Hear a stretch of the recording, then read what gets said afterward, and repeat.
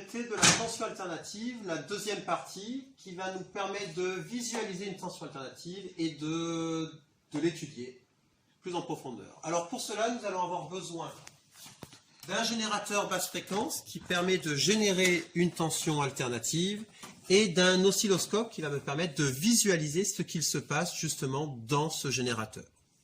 Première chose, nous observons une tension alternative, regardez bien, c'est-à-dire que c'est une tension qui va alternativement passer de valeurs positives à des valeurs négatives. Deuxième chose intéressante, nous remarquons que ces valeurs se répètent, c'est-à-dire que après un certain temps, on revient exactement sur les mêmes positions. Alors, je rappelle, ça c'est très très important, qu'à chaque fois que je vais toucher cet appareil, je ne change en aucune façon le signal, juste j'améliore ou je diminue la bonne observation du signal. Je prends un exemple, par exemple en touchant sur ce bouton qu'on appelle la base des temps, je vais changer l'échelle sur l'axe des abscisses. Je verrai plus ou moins bien le phénomène, mais je ne change pas le phénomène. Quand je joue sur ce bouton, je vais jouer sur l'axe des ordonnées, donc de la tension. Quand je me suis en position comme cela, je n'ai pas augmenté ma tension, j'ai juste permis à avoir une visualisation plus grande. Par contre, quand je joue sur le générateur, alors là, quand je joue sur ce bouton-là, par exemple, j'augmente ou je diminue la puissance de mon signal. Quand je joue sur ce bouton-là, j'augmente le nombre de phénomènes qu'il y a dans la seconde. Là, je change le signal quand je joue sur cet appareil. Là, je change la façon d'observer. On s'aperçoit qu'avec ce générateur basse fréquence, je peux générer différents motifs. On reverra ces termes plus tard. Il existe 3 motifs très importants en électricité. Le motif sinusoïdal, une sinusoïde, une vague. Le motif triangulaire, il porte bien son nom, c'est un triangle. Et le motif créneau. Donc on varie alternativement. En fait, ce sont des petites parties de tension continue qui alternent entre, par exemple, 2 volts, moins 2 volts, 2 volts, moins 2 volts au cours du temps. Voilà sur... Étudions une tension alternative de façon plus précise. Alors, première chose, quand on a cette courbe est, donc on décrit les axes, l'axe des ordonnées la tension, l'axe des abscisses temps. Il faut savoir si c'est une courbe alternative. Comment on peut le savoir? Très simplement, si j'ai des valeurs qui bougent, qui varient du plus au moins, j'ai une courbe qui est alternative. Est-ce que cette courbe est périodique? Facile aussi, si je m'aperçois que cette courbe se répète, je vois que les valeurs qui sont là vont être identiques aux valeurs qui vont être là. Celles qui sont là seront identiques à celles qui sont ici. J'ai donc une tension alternative périodique. Alors, quelles sont les informations importantes à connaître sur une courbe alternative périodique? Il y en a 4. Le motif, la tension maximale, la période et la fréquence. Alors, on va étudier ces 4 éléments. Le motif, très simple. Il existe 3 motifs très utilisés en électricité. Le motif sinusoïdal, le motif triangulaire et le motif créneau. Là, nous voyons typiquement que nous avons un motif sinusoïdal, on appelle ça aussi la vague.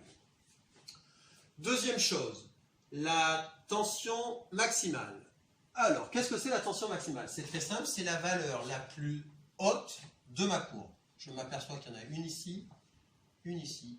Si je suis cette valeur et que je fais une lecture graphique, je m'aperçois que j'arrive à 10. J'ai donc une valeur maximale de 10. On peut faire aussi la même chose avec la tension minimale. Et je m'aperçois que j'ai une tension minimale, U-min, qui sera de moins 10 volts.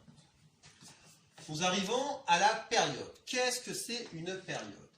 Pour définir une période, c'est très simple, il suffit de savoir ce que c'est un motif. Alors un motif, je suis allé un petit peu vite avant, un motif c'est juste la forme de mon signal qui se répète au cours du temps. Je prends un exemple, je vais représenter un motif là.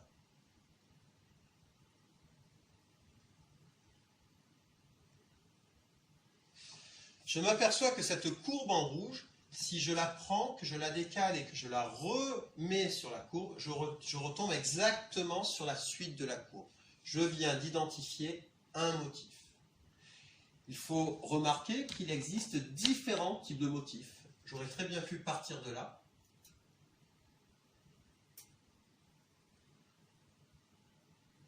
Et revenir sur une valeur maximale. Je m'aperçois que cette courbe verte, si je la prends et que je la décale, je retombe encore sur ma courbe. Donc le motif, il existe différents types de motifs. Il n'y a pas qu'un seul motif pour une courbe, mais par contre, ce qui est important, parce qu'on parle de période, c'est qu'ils font tous la même durée. Regardez, ma courbe verte, je suis parti d'ici, et je suis arrivé ici. Je suis parti de 5 pour arriver à 25. Pour ma courbe rouge, je suis parti de 0 pour arriver à 20. Ça a duré 20 secondes, 20 millisecondes, pardon, et ici, ça a duré 20 millisecondes. J'aurais pu passer de valeur négative à négative, ici. Donc j'aurais une autre forme de motif, toujours sinusoïdale, mais inversée, là. Et je m'aperçois qu'ici, je suis passé de 15 à 35. Il a duré encore 20 millisecondes.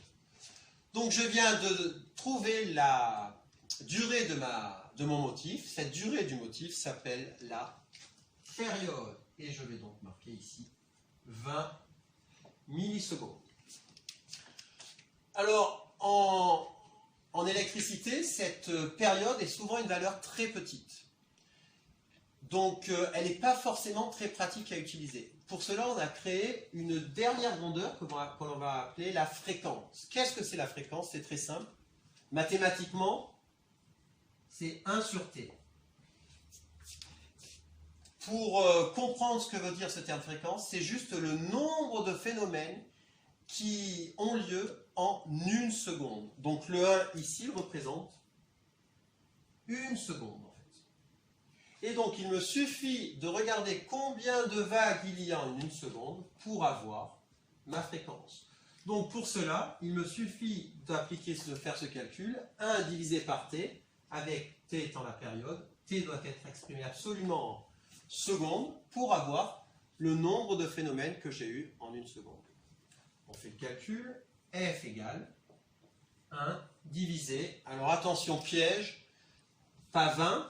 Parce que je suis en millisecondes, mais 20 fois 10 puissance moins 3. Et là, je suis en secondes. Pour ce, on obtient 50. Attention, la fréquence a pour unité le Hertz, donc on écrira 50 Hertz.